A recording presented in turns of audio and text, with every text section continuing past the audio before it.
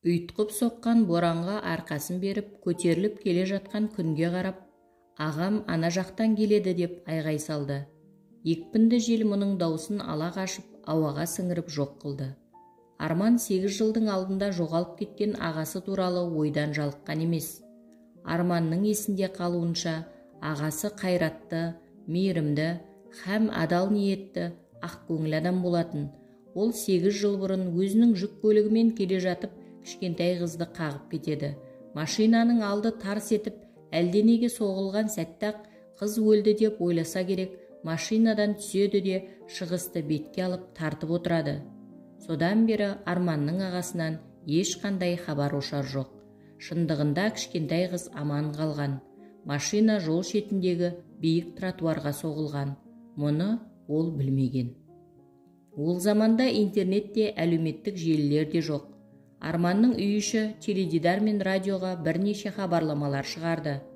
Өз уақытында көрдім деген адамдар да болды. Бірақ бірінің айтқаны басқа адам боп шықса, бірінің іздерегі жоқ, көпірме сөз боп, соңы белгісіз ақпаратқа айналып, ақыры ешбір жіп ұшын таптырмады. Біреулер иен далада жол бойында машина тосқан жалғыз адамды көргенін, енді біреулер Үрімжі жаққа кетіп бара жатқан әлде бір машинаға отырып кеткенін көрдік деп те соқты.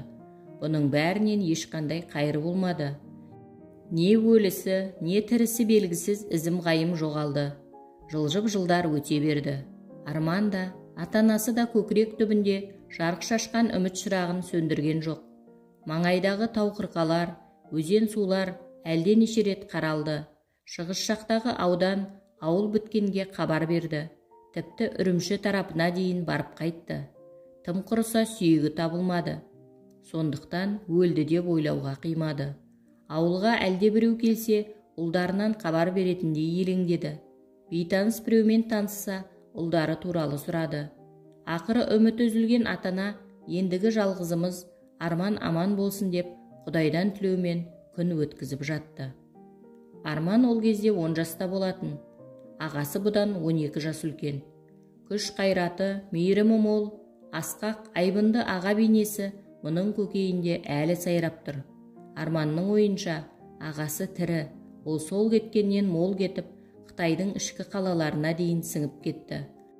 Ағасының оқуы жоғары болмаса да, өте білгір, ақылды, һәм бұлшық еттері білеудей зор денелі азамат. Ол қандай қиындықтан да жол тауып шыға алады.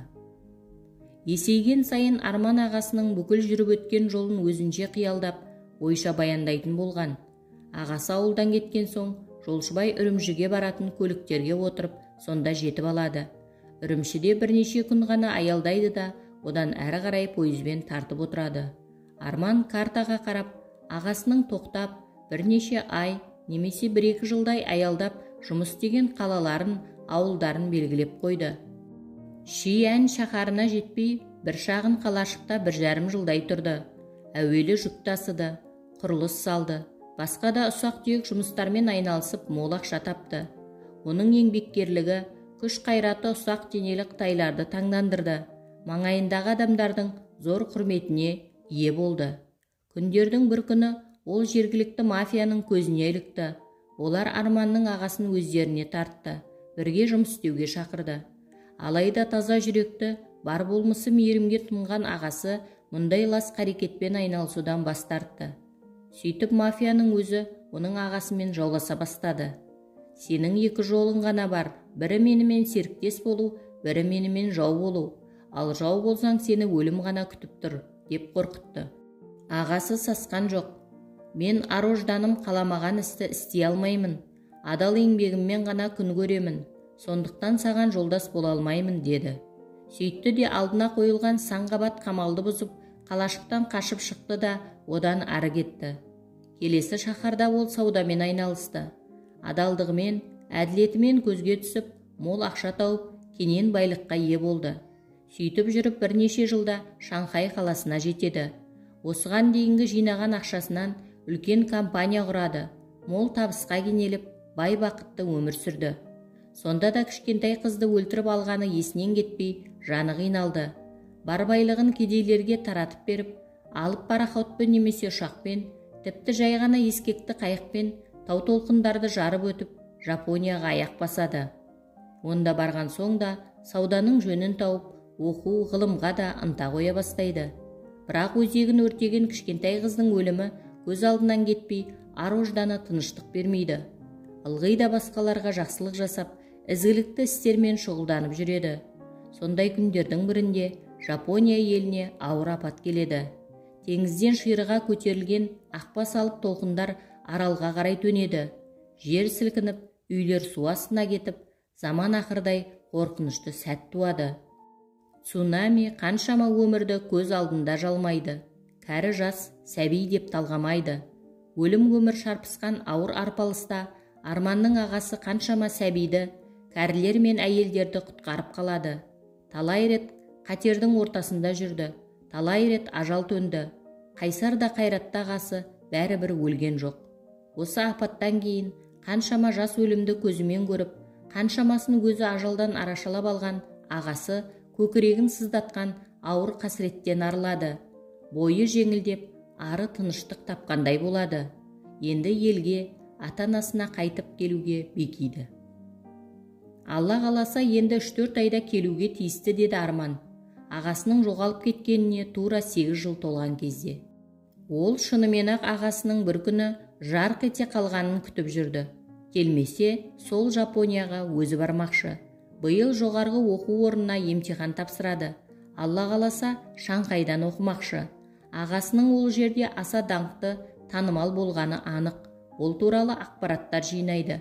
Жүріп өткен жолымен жүреді. Ағасы жайлы аңыздарды өз құлағымен естиді. Бірақ ағасы Жапонияда. Арман да түбі сонда барады. Ағасы өзінің таңғажайып өмірі туралы естеліктер жазып, жаздық демалыс үйінде ой үстінде отырған жерінен кіріп бармақшы. Қандай қуанар екен. Алғашқыда тани алмай, кезінде өзі жонып берген, Арман әлі сақтап жүрген кішкентай ағаш атты көрген кезде өзінен жас моншақтап, жүгіріп келіп, мұны бас салып құшақтар. Екеуі қосылып, әңгімелері таусылмай, ұзақ түнді ұйқысыз атырар. Ата-анасын, ауылды, ағасы үйреткен күрең тайдың арқалы ат болып, былтырға дейін өзі мінгенін, биыл қыс арқасына жара шығып, жылқы ішінде бос жүргенін айтар. Үй жанындағы мөлдір сулы, арналы бұлақты айтар. Бұлақ суының құрып бара жатқанын, өзі хат тасып апарып жүретін Мақпалдың басқа біреуге тұрмысқа шығып кеткенін айтпас. Сұраса, мүмкін айтар. Дегенмен өзі іздеп бармай тұрып, ағасы қайтып келсе екен дейді. Енді бөгелмеу керек қой, келетін уақыты болды деп ойлады. Осы жылы көктем ертерек шықты да, қар еріп, наурыздың орта тұсынан бастап азынаған боран бір басылмай қойды. Қырат-қырқаның қары ұшып жоғалғаннан кейін енді топырақ ұшыра бастады. Мұндай боран болмағалы 8 жыл болды, дейді үлкендер. Арманның ағасы жоғалған жылы да осындай қатты боран соғыпты. Арман мұны естіп, өзінің ойына шын сене бастады. Боран ағасының келетінінен хабар беріп тұрғандай көрінді. Арада сәуір өтті. Мамырдың ортасына келгенде, төменгі ауылдағы Жаппар деген қойшы қой жайып жүріп, Керішті сайдың ішінен бір адамның шіріп, қу сүйекке айналған мәйітін тауып алыпты. Қаладай бой көтерген мүсіндік керіштердің біріндегі оймыш үңгірдің ішінде бүріскен күйі қатып қалыпты. Үңгірді паналап бой жылытпақ болған шығар. Үстінен топырақ басып, бұған дейін көрінбей жатқан болса керек. Биыл қатты боран қайтадан ашып, үңгір ішін тақырлай бастапты. Киімдері тозып, жұлмаланып жыртылған, тек төс қалтасындағы жеке куәлігі мен жүргізуші куәлігі шірімей сақталыпты. Осы куәлікке қарап танып, Жаппар ауылдағы бірнеше туған туысқанды ертіп, Арманның ата-анасына естірте келді. Әуелден ақ өлдіге шығарғанымен, тіріде шығар дейтін бір үміті ішінде жүрген кемпір шалға оңай тиген жоқ. Дегенмен туыс туғанның, алыс жақын елінің басу айтуымен ұзақ жылаған жоқ. Сүйекті әкеліп, жаназасын шығартып, арулап жерледі. Арман қурап қалған сүйекті көргенде, еңсесі басылып, өңі әлем тапырақ болып, бір сәттақ қатты жүдеп кеткенін біраз жұрт байқады. Ағасын жерлеген соң да шығыс беттегі кезеңге шығып алып, алысқа қарап отыратын әдет тапты. 18 жасар жасөспірімнің бұл қылығы біраз елдің қабырғасын сөкті. Ал Арман басқа бойдың жүлгесін қуалап кеткен болатын. Анау қураған сүйектің ағасы екеніне мүжіліп тозған екі куәліктен басқа ешқандай дәлел жоқ. Мүмкін ағасы ізін жасыру үшін қаңғып өлген әлдебіреудің қалтасына куәліктерін салып кеткен шығар. Ол жылы қаңғып кетіп, сол беті жоғалған жалғыз бұның ағасы емес қой, қаншамасы боранда өлген. Мұның ағасы сергек, күш қайраты мол адам, ол өлмеуге тиісті. ДНК арқылы тексеру керек, сонда ғана кім екені анықталады. Мұнда кім ДНК-ны біліп жатыр дейсің? Тіпті тексерудің де керегі жоқ. Бұл ағасы емес, ағасы анау жақтан келеді. Келмесе, өзі іздеп барады.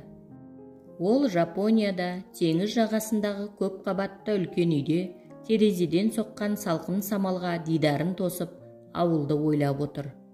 Арманның ағасы тірі. Есбол Нұрахмет.